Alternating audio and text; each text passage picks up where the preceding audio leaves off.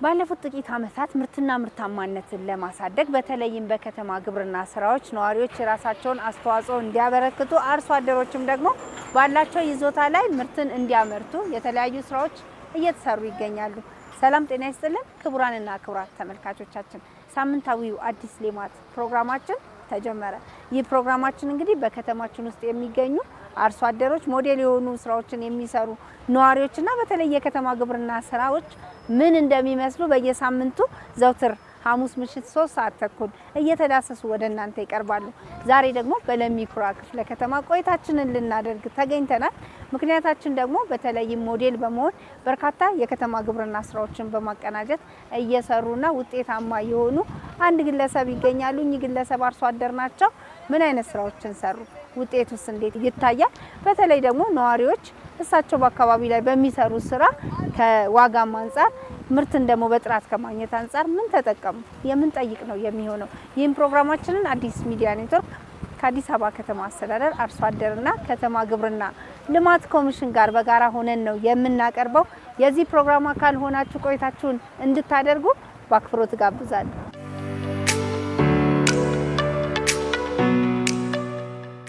ተመልካቾች በለሚ ኩራ ክፍለ ከተማ ወረዳ 2 ገብርኤል ሰፈር ተብሎ በሚጠራበት አካባቢ ነው የምንገኘው። ሞዴል የሆኑ ለአካባቢ ማህበረሰብ በሰፊው የከተማ ግብርና ምርትን እያቀረቡ የሚገኙ አርሶ አደርን ስራ እናያለን። እኛ አርሶ አደር አቶ መኮንን አለሙ ይባላሉ። በምን ስራ ተሰማሩ? በተለይ ደግሞ አርሶ አደሮች በአካባቢያችን ላይ ሲኖሩ ምን አይነት ጠቀሜታን አለ ምርትና ምርታማነትን በማሳደግ እሳቸው ደግሞ ለአካባቢው ነዋሪ በዋጋም በአቅርቦትም እንዴት እየሰሩ ነው? ሰላም ናችሁ? ደህና እግዚአብሔር ይመስገን። እንዴት ነው ጋሽንኬ? አማን ናችሁ? በእግዚአብሔር ደህና ናት? ደህና እግዚአብሔር ሁሉ ሰላም? አማን ነው እግዚአብሔር። ስራ ጤንነት? ስራ ጥሩ ነው። ይሄ የከተማ ግብርና ስራ እንዴት ተይዟል? በሰፊው የተያዘ ይመስላል። በደንብ ይዘናል። እንግዲህ ያው ዞሮ ስራው ማዋጪ ነው፣ ጥሩም ነው። በደንብ ይዘናል። ስራችን ነው ብለን ይዘናል። መቼ ተጀመረ? ቆይቷል። ያው ነው የጀመርኩኝ እንኳን ያው እያስፋፋው ነው እንጂ የመጣሁት 1991 አካባቢ ነው የጀመርኩኝ። ግን ከዚህ ከለውጡ በኋላ ደግሞ በደንብ አስፍቼ ልክ የከተማ ግብርና ወይንም የእርሻ እርባታ እስከሚመስል ድረስ ደረጃ አድርሸዋል። ምንድነው በዋናነት እዚህ ግቢ ውስጥ እየተሰራ ያለ ስራ? እኔ እዚህ ግቢ ውስጥ የምሰራው የዶሮ እርባታ ሰራለሁ፣ ንብ አነባለሁ፣ ከብት አረባለሁ፣ አሳ አረባለሁ፣ አትክልት የጓሮ አትክልቶችን የተለያየ አትክልቶችንም እየተከልኩ እጠቀማለሁ ወይንም ለማህበረሰቡ አቀርባለሁ።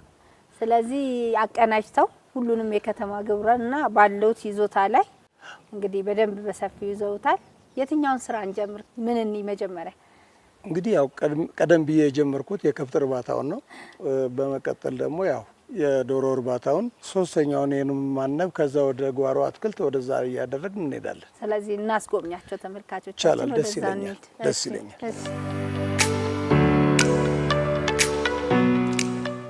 ይሄኛው የከብት በረት ነው። በሰፊው ነው የተሰራው። አዎ። ምን ያህል ከብቶች ናቸው ውስጥ የሚገኙት? ያው እዚህ አሁን አካባቢ ወደ 15 ምናምን አካባቢ ይሆናሉ ከነጥጆቹ። ነው አጠቃላይ እዚህ ግቢ ውስጥ? አይ ነው የተለያየ ቦታ ነው ያለው። እዚህኛው ፋርም ያለው ብቻ ወደ 15 አካባቢ ይጠጋል። በእያንዳንዱ ፋርም ውስጥ ምን ያህል ከብቶች ናቸው ያሉት? እንግዲህ ደረጃ ያላቸው፣ አንደኛው የመጀመሪያው ፋርም ወተት የሚታለቡ ከብቶች ናቸው። ሁለተኛው ፋርም ጥጆች ምናምን የሚያድጉበት ነው። ሶስተኛው ፋርም ደግሞ ግደሮች እርግዝና የሚይዙበት ፋርም ነው ያለው። ስለዚህ ሁላቸውም ተነጣጥለው ነው በየቦታቸው ነው። ምክንያቱም እዚህ ወተት የሚታለቡ ላሞች በደንብ መብላት አለባቸው። ጥጆችም ከሆኑ ደግሞ ያው በአቅማቸው ልክ መብላት አለባቸው። እርግዝናም ከሆነ የራሱ የሆነ ሕግ አለው። በመጠነኛ መልኩ ነው መብላት ያለባቸው። ስለዚህ ለክትትልም እንዲመች ተደርጎ በየቦታው ነው የሚሆኑት። ስለዚህ አጠቃላይ ምን ያህል የሚታለቡ ላሞች አሉ እዚህ? አሁን ወደ 14 15 የሚታለቡ ላሞች አሉን አሁን እዚህ ግቢ ውስጥ። ስንት ሊትር ወተት ይገኛል በቀን? በቀን እስከ 150 ሊትር።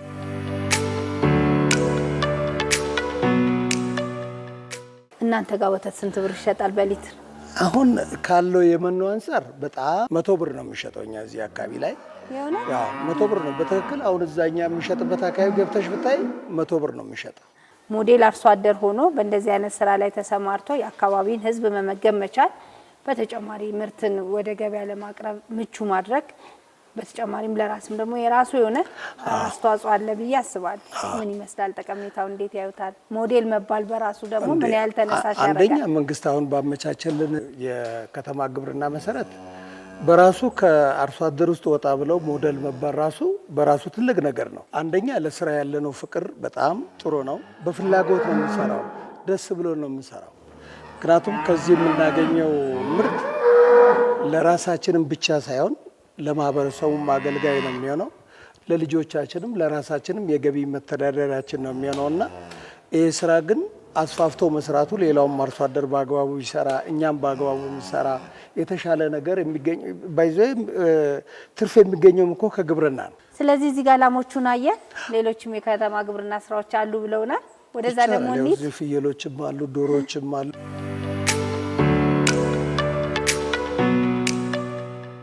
አንድ አርሶ አደር ሞዴል ነው የሚባለው በአንድ ስራ ብቻ ሳይሆን በርካታ የተቀናጀው ስራዎችን እና እንደዚሁም ባላቸው አነስተኛ ቦታዎች የተለያዩ ስራዎችን በመስራት ወደ ሞዴልነት የመቀየር ስራዎች እየተሰሩ ነው ያሉት። ከዚህ በፊት ሰፋፊ ቦታ ላይ የሰብል እርሻ ላይ የነበሩትን አሁን ተጨማሪ በእርባታ ዘርፉም የዶሮ እርባታ እንደዚሁም ከወተት ጋር ተይዞ በወተት እርባታ ላይ እንዲሰማሩ በማድረግ እንደዚሁም ባላቸው ቦታ ላይ ደግሞ የንብ እርባታዎች ስራዎች እንዲሰሩ በማድረግ እና በእንደዚህ መሰል የተቀናጀ ግብርና ስራዎች እንዲሰሩ በማድረግ ወደ ሞዴልነት የመቀየር ስራዎች እየሰራን ያለንበት በአምስቱ ማስፋፊያ ክፍለ ከተማ ላይ ያሉ አርሶ አደሮቻችን በአመት አንድ ጊዜ ከማምረት ወይም በተለምዶ በመኸር ስራ ላይ የነበሩትን አሁን ወደ 2 እና 3 ጊዜ ጭምር የሚያመርቱበት እድል እየተፈጠረ ነው። ትልቁ ስራ እያደረግን ያለው እንደ ከተማ አሁን ባላቸው ቀሪ ቦታዎች ላይ የማልማት እድሉ እንዲሰጣቸው በከተማ አስተዳደሩ ደረጃ ተፈቅዶላቸው እንዲሰሩ በማድረግ ነው። ሁለተኛ ደግሞ በማስፋፊያ ክፍለ ከተማ አብዛኛው የተለያዩ ተቋማቶች ለሌሎች ልማቶች ብለው ተሰጥቷቸው ነገር ግን እያለሙት ያልነበሩትን ቦታዎች ለነዚህ አርሶ አደሮች እንዲመቻችላቸው በማድረግ በመኸሩም እንደዚሁም በበልግም ስራዎች እንዲሰሩ እያደረግን ያለ ነው።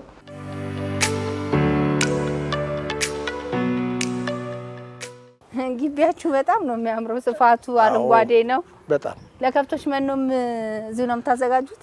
ሳር እዚሁ አጭደንም እንጠቀማለን፣ ከከተማም እናመጣለን። እሺ። ኮባዎች አሉን፣ ግራዋዎች አሉን። ኮባ በምን መልኩ ነው የምትጠቀሙት? ያ አሁን ሰው እዚህ ጋር ቁጭ ብሎ በሚከተክተው መልኩ እየተከተከተ ከብት ይበላዋል። ለቆጮም እንጠቀምበታለን ባይዘ። እሺ። ቆጮ ከዚህ ታወጣላችሁ? አዎ። የእውነት እዚህ ውስጥ የምናደልባቸው ፍየሎች አሉ። እሺ። እነሱን እናያቸው። እሺ። ባቄላ በበቆሎ ትንንሽ ገዝታችሁ ማለት ነው? በቃ አነስ ያሉትም ከገጠር እናመጣቸዋለን። እዚህ 1 አመት 2 አመትም ድረስ እንቀልባቸዋለን። አሁን እነዚህ ለመሸጥ ምን ያህል ጊዜ የቀራቸው ናቸው? በቃ እነዚህ አሁን ለእንቁጣጣሽ በደንብ ይደርሳሉ። አዎ። ከዛ ደግሞ ልክ እነዚህ ሲወጡ ደግሞ ለፋሲካ እናስገባቸዋለን። እዚህ ግቢ ውስጥ ያለው የእርባታ ስራ 3 አይነት ስታንዳርድ አለ። አንደኛ ዋና ላሞች የሚታሰሩበት መጋዘን አለ ወይንም ፋርም አለ። ሁለተኛው ጥጆች የሚያርጉበት ፋርም አለ። ልክ ላይ ያሉት ላሞች ሲወልዱ ወደ ሁለተኛው ፋርም ይኬዳሉ። ጥጆቹ ወዲያውኑ እንደተወለዱ እዛው ያድጋሉ። ካደጉ በኋላ ለኮርማ ሲደርሱ ይጠቃሉ። ወደ 3ኛው በረት ይመጣሉ።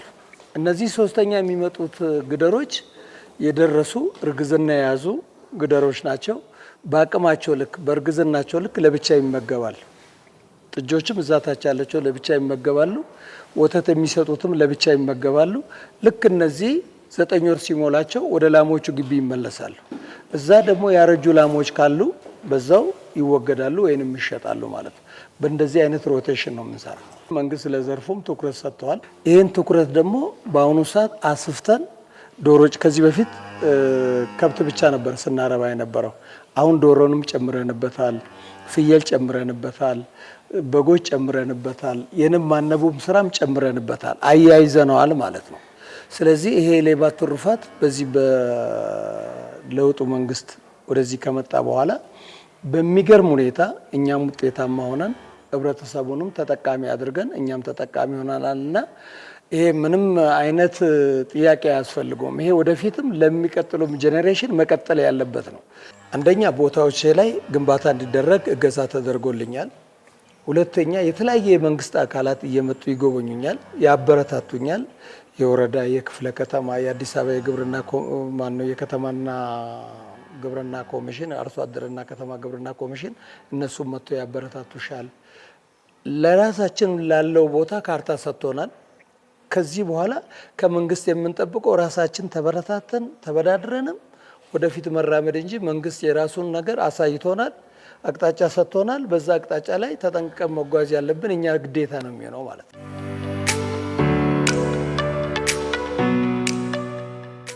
ከተማ ሁልጊዜም ሸማች መሆን የለበትም፣ አምራች መሆን አለበት። ስለዚህ ይህንን አምራች ማህበረሰብ በማበራከት ከተማው ላይ ያለው የምግብ ፍጆታ እንዲረጋገጥ በማድረግ ረገድ ትልቅ ድርሻ እየተወጡ ካሉት ውስጥ አብዛኛው በሚባል ደረጃ አርሶ አደሮች ናቸው። አሁን በእነዚህ አሁን በተጠቀስኳቸው ክፍለ ከተሞች ላይ ያሉን አርሶ አደሮቻችን እዚህ ከተማ ላይ ለሚቀርቡ የከተማ ግብርና ውጤቶች ትልቅ ድርሻ እያደረጉ ነው ያሉት ማለት ነው። በተለይ እንደሚታወቀው የእንቁላል ምርት እዚህ ከተማ ላይ ከጊዜ ወደ ጊዜ እድገቱ እያሳየ በምርት ደረጃ አሁን ወደ በቀን ከ3 እስከ 3.2 ሚሊዮን እንቁላል እያመረትን ያለ ነው እዚህ ከተማ ውስጥ ማለት ነው። ወተት በተመሳሳይ መንገድ በአመት እስከ 90 ሚሊዮን ሊትር ፐር ይር ወይም በአመት እያመረትን ያለ ነው። የነዚህ ፕሮዳክሽን አብዛኛው በእነዚህ አርሶ አደሮች ጋር እየተመረተ ያለ ስራ ነው። ከዚህ ቀደም ቅድም እንዳልኩሽ በስፋት እነዚህ አርሶ አደሮች የነበሩት በሰፋፊ እርሻ ላይ መሰረት ያደረጉ እና በመኸር ስራ ላይ ነበሩ። አሁን ግን ወደ ከተማም መቅረባቸው የተለያየ ስልጠና መሰጠቱ የቴክኖሎጂ ተጠቃሚም እንዲሆኑ መደረጋቸው እንዳንድ ስኬት እና እንዳንድ ውጤት ለማምጣት እድል የፈጠረበት ሁኔታ አለ። እነዚህ እንደማምረን ስንወስድ አጠቃላይ ከተማው ላይ ለሚቀርበው የከተማ ግብርና ውጤቶች እነዚህ አርሶ አደር በጣም ትልቅ አስተዋጽኦ እያደረጉ ያሉ የሚታይ የሚጨበጥ ስራ እየሰሩ ያሉ ነው። እሱ ብቻም ሳይሆን በገበያ በማረጋጋት ሂደት ትላልቅ ስራዎች እየሰሩ ነው ያለ ነው። እንደው በዚህ ከተማ ውስጥ በዚህ ደረጃ እንደዚህ አይነት ስራዎችን ለመስራት ምን ነበረ ተነሳሽ ያደረጉት? መነሻዎት ምን ነበረ? አንደኛ ለዚህ መነሻ የሆነን የእርሻ ቦታዎች ነበሩን። ይሄንን የሚያክል ግቢ የእርሻ ቦታዎቹ ከተወሰዱ በኋላ በከተማ ግብርና ላይ ለመሰማራት በቀሪ መሬታችን ላይ ወደዚህ መጣን። ስንመጣም ከእርሻ በላይ ደግሞ ውጤታማ ሆነ አገኘ ነው። ለዚህ መንግስትን በዚህ አጋጣሚ ደግሞ የሌማት ትሩፋት በሚል ያንን መስመር ውስጥ ገብተን አዲስ አበባ ውስጥም ያው ሰፊ መሬት ያላቸው አርሶ አደሮች እንደኔ የሚያመርቱ አሉ።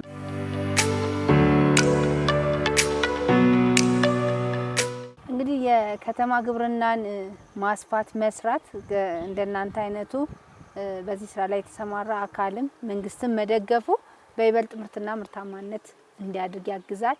ነዋሪው ደግሞ ጥራት ያለው ምርት በተመጣጣኝ ዋጋ እንዲያገኝም እገዛ ያደርጋል ብዬ አስባለሁ። በከተማ ግብርና በዶሮ እርባታ፣ በወተት፣ በምናምን አገሪቱ ራሱ እያንዳንዱ ዜጋ ይሄንን ተመግቦ ሲኖር ዜጋም እንደ ዜጋ ጤንነት ያገኛል፣ ራሱንም ችሎ ይኖራል።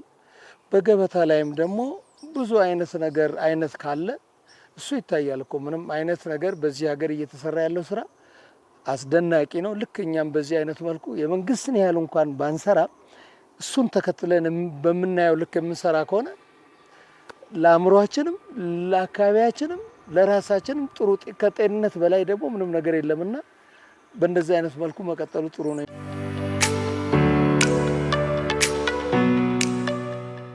ንቦችን ነው አሁን የምናየው። በደንብ አቀናጅተውታል ሁሉንም እርስ በርሱ። አዎ አንዱን እየተብላላ የሚሰራ ስራ ነው። የከተማ ግብርና እኮ ሲባል እንደዚህ ነው። ቀፎች አሉ እዚህ። ምን ያህል ቀፎች ናቸው? እኛ ዘመናዊ ቀፎ ወደ 29 አለን። ባህላዊም ወደ 8 አሉን። እሺ ባህላዊ ጋር ያው እያራባን ወደ ዘመናዊ ቀፎ ነው የምንወስደው። በዛ አይነት መልኩ ነው እየሰራን ያለ ነው። ምን ያህል ደግሞ ኪሎ ማር ይገኛል? በአመት 100 ኪሎም 80 ኪሎም እናገኛለን። እሱም በምንም ሳታረጊ ብቻ ንጽህናውን ጠብቀሽ እንግዲህ 150 እንዲሁ 80ውን በ1000 ብትመጪው የዚህ ግቢ ያለው የ4-5 ሰራተኛ ደሞዝ ይችላል ማለት ነው።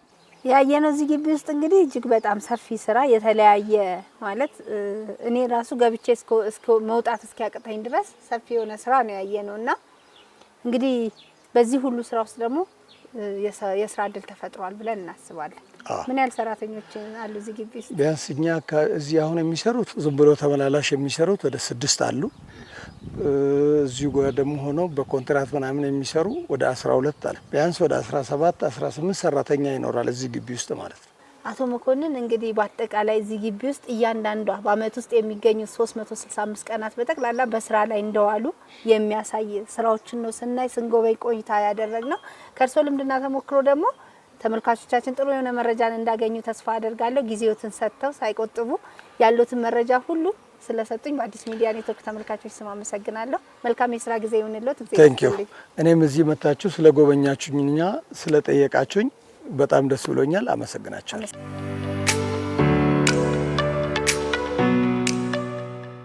ውድ ተመልካቾቻችን አዲስ ሌማታችን ዛሬ በለሚ ኩራ ክፍለ ከተማ በአንድ አርሶ አደር ቅጥር ግቢ ውስጥ ተገኝቶ ሲያጋራችሁ የቆየው መረጃ ይህን ይመስል ነበረ። እንግዲህ ከኛ አርሶ አደር ጥሩ የሆነ ተሞክሮና መረጃን እንዳገኛችሁ ተስፋ እናደርጋለን። በተለይም እንግዲህ በከተማችን ዳርቻ ላይ የሚገኙ በርካታ አርሶ አደሮች እንደዚህ ልክ ቦታቸውንና ይዞታቸውን በአግባቡ በመጠቀም ምርትና ምርታማነትን በማሳደግ ስራ ላይ ትኩረት ቢያደርጉ ተቋሙም ደግሞ በተለይም የድጋፍና ክትትል ስራዎችን አጠናክሮ ቢቀጥል ምርትና ምርታማነታችን እያደገ ከተማችን በከተማ ግብርና ስራዎች ላይ ልታሳካቸው የምትፈልጋቸውን ውጤቶች በማሳካት ረገድ የራሳቸው አስተዋጽኦ ስለሚኖራቸው ተጠናክሮ ቢቀጥሉ እያልን የዛሬ ዝግጅታችንን በዚያ ያበቃል። ሳምንት በሌላ ተሞክሮ በሌላ ልምድ ወደ እናንተ እንመጣለን። የዛሬውን ዝግጅታችንን አበቃን። ሌሎች የአዲስ ሚዲያ ኔትወርክ ፕሮግራሞች ይቀጥላሉ። ቸር ቆዩን።